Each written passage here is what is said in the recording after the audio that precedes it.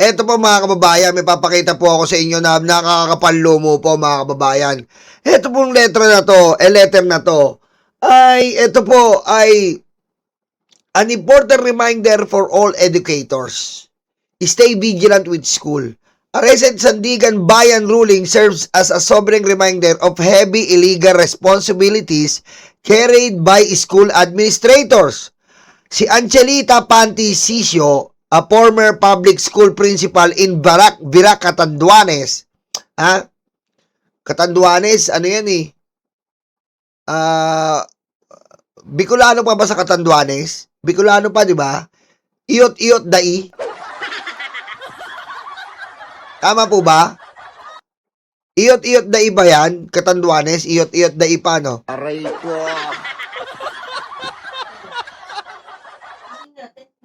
Di ba? Iyot-iyot dai Catanduanes. Ito pong si Ancheta Pantisisio ay nakulong po ng 11 years mga kababayan, mga karayuma. Dahil lang po ginalaw niya ang 5,000 government funds. Kita niyo po, mga kababayan, mga karayuma. Kaya ako po naalarma po ako sa balitang to dahil itong hayop na Sara Duterte, kita niyo naman po, ang dami pong hindi pinapaliwanag, ang dami pong ninanakaw, pero kita niyo naman po, nagta-travel pa ang pusang ina. Aray ko. Tignan niyo po to si Angelita. Nakulong po sa halagang 5,000. Napakawalang nga po talaga, no? Yan po, kaya nga po kailangan mga kababayan, mga karayuma, ay dumako tayo sa impeachment. Dahil kung ang ordinaryong mamamayan, you feel me? Do you feel me? You know what I'm saying? Do you feel me, guys? Do you feel me? Kung ordinaryong mamamayan ay nakakaranas po ng ganitong mga bagay, paano pa ang mga opisyal ng gobyerno na sila ang pinagkatiwalaan natin ng pera ng taong bayan? Your Honor, Mr. Chair, I don't want to sound dramatically, Your Honor, Mr. Chair, but in this case, wherein one ordinary people in the world, Your Honor, Mr. Chair, I don't want this to take in a higher level of my ordinary state of mind and knowledge. But Your Honor, an ordinary people in the world, and it's gonna be Aray fine. ko. How am I the people in the world? I just can't believe you're mine. In my life when everything was wrong, I'm gonna make right.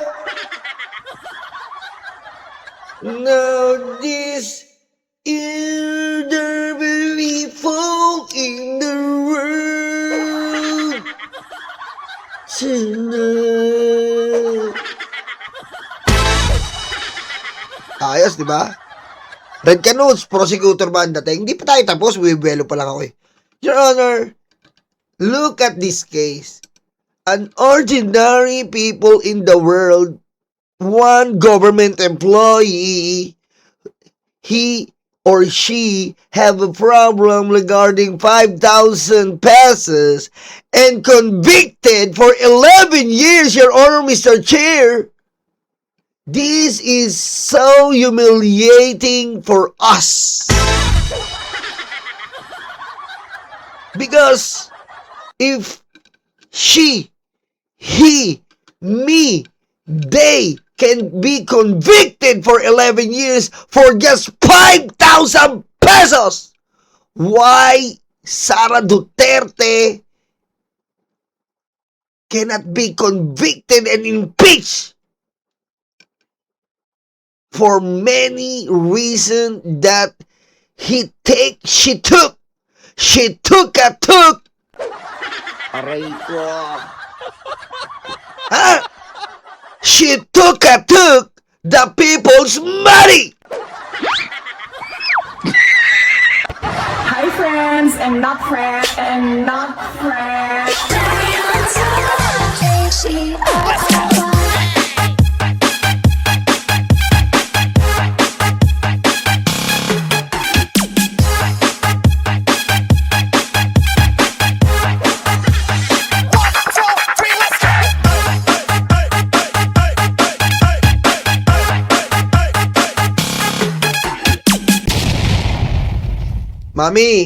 Mami Chris Rose, ang lakas ng laway. Aray ko. Lakas ng laway, Mi.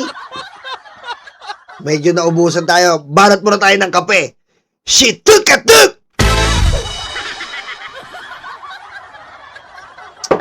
Mga kababayan, imbis na po batikusin, kinakampihan pa, mga kababayan, sa mga nag-aalmusal po, pasintabi po. Sa mga mahina po ang pandinig, napakaswerte nyo sapagkat hindi nyo rin maiintindihan ito. Aray ko.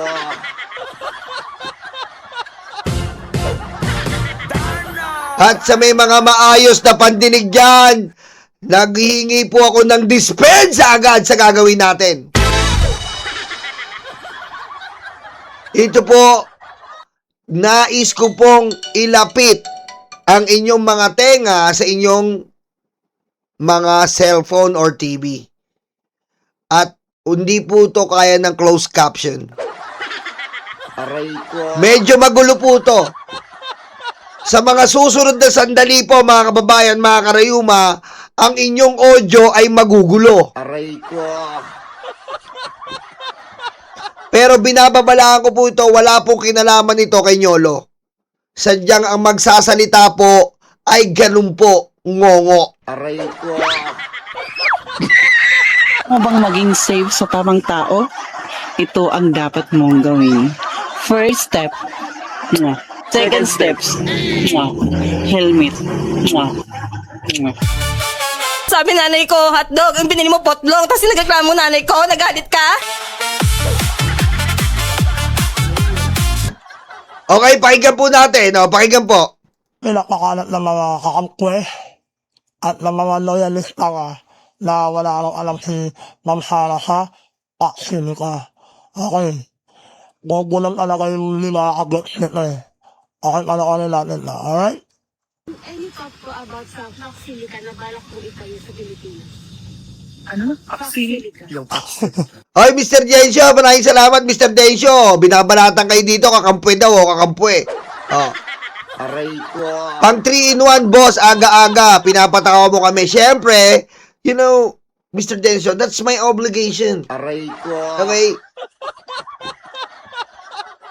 Actually, that's my obligation to clear your minds and to make you everyday happy as long as I can. Aray ko. Oh, sa mga hindi po nakakaintindi, pasensyahan po na, amin niya, mamaya na lang,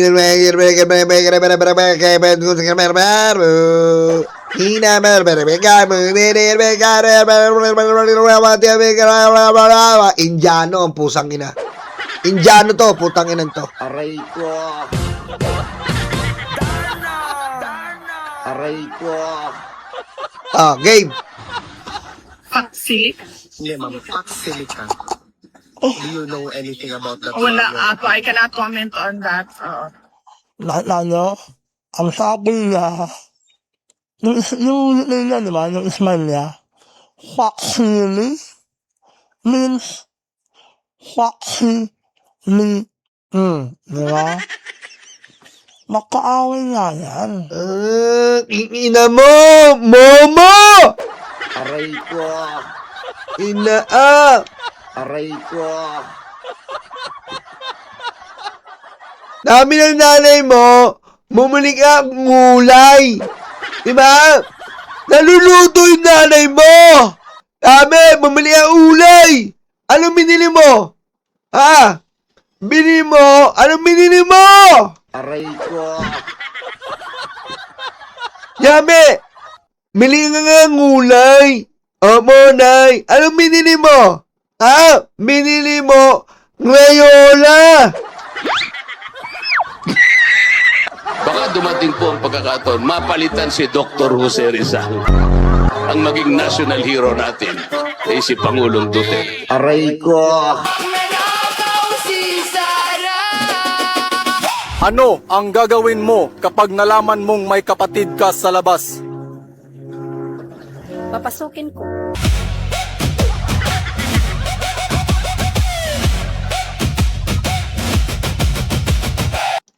Makakain mo yung Crayola, ha?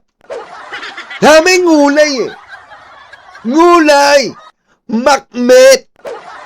Ang ulam, makmet. Ba't binili mo Crayola, color blue, color pink, color white, color black? Ang gulo mo eh. Aray ko. Diba? Kita mo, imbis na, binagago nila ang taong bayan. Sabi niya, putik, nahawa tuloy ako. Parang bumuloktot yung dila ko, leche ka. Aray ko.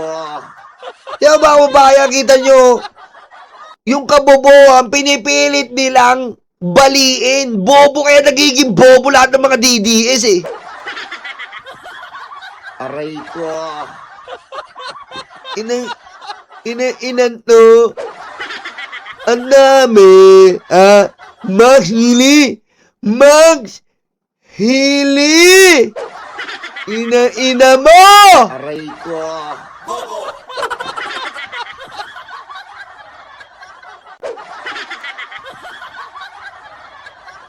Ikaw andali na. Mangumalimutan no. Mama. Nunuloan kita ng A-meeting. Maingat mo to. Mama. Sabihin mo! Aray ko. Sabihin mo! Sumunod ka sa akin, ha? Nulungan kita ng ama-ana, Maingat mo to. Maba. Para matuto ka. Pusang ina ka eh. Bobo ka eh. Aray ko. Tuturuan kita ng abakada. Basahin mo. Baba. Aray ko. Aray ko. Ito susunod. Bebe. Aray ko. Ito. Bibi. Aray ko. Ito uli. Bobo. Ikaw talaga. Aray ko.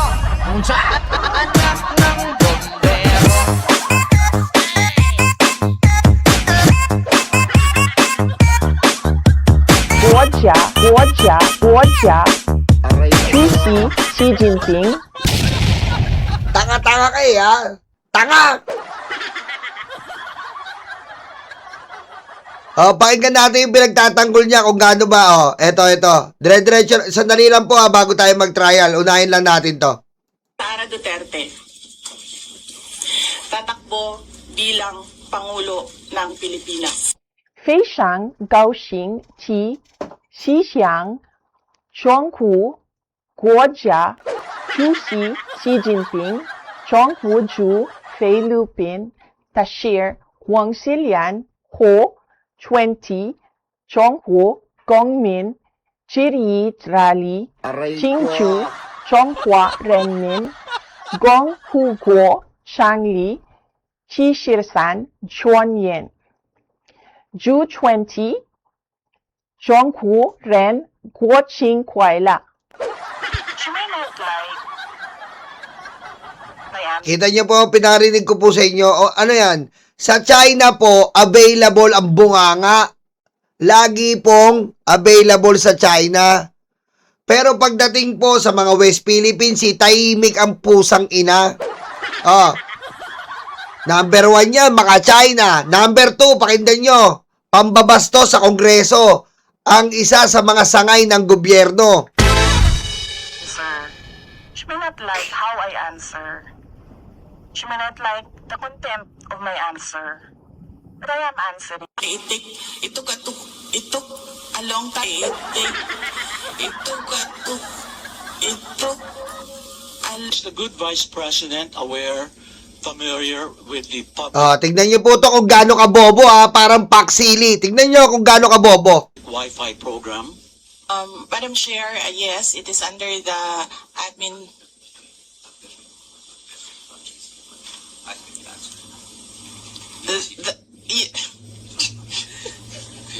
That's not time.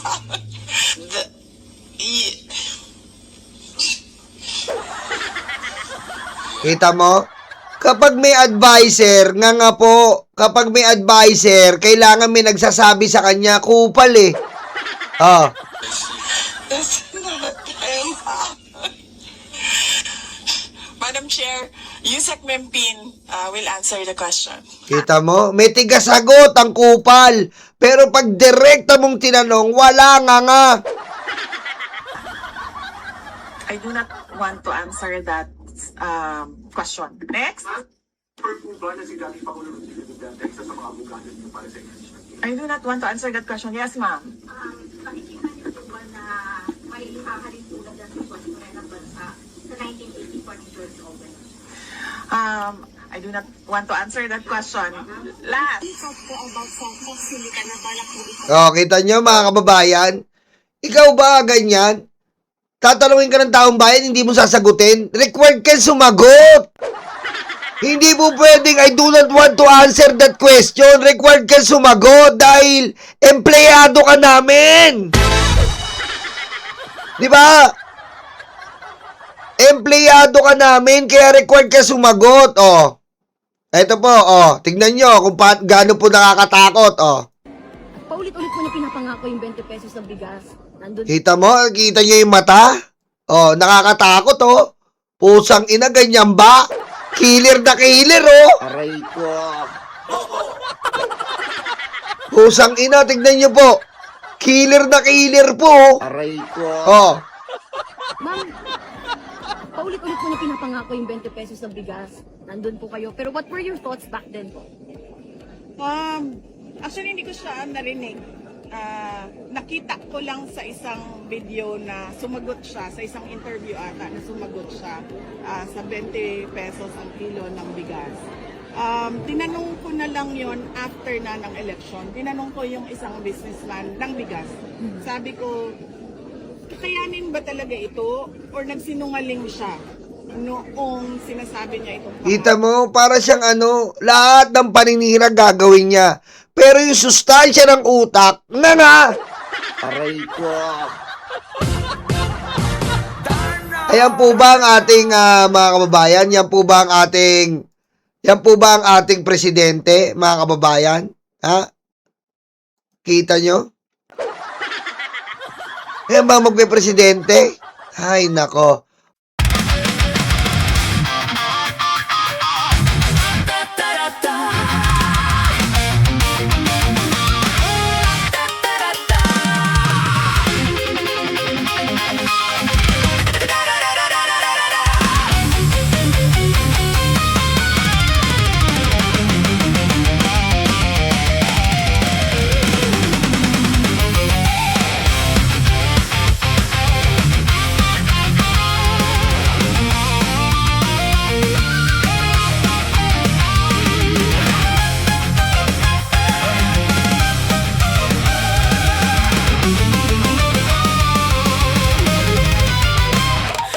Madilim daw ang paligid, putukan daw ay maririnig.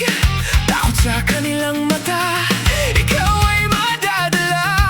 Huwag kang palinlang kaibigan, udas na 13 yan. Sinira nila ang Senado, sobrang ganit mga ito. Hindi nyo na maloloko mga Pilipino. Gising na gising kami sa kabobohan nyo.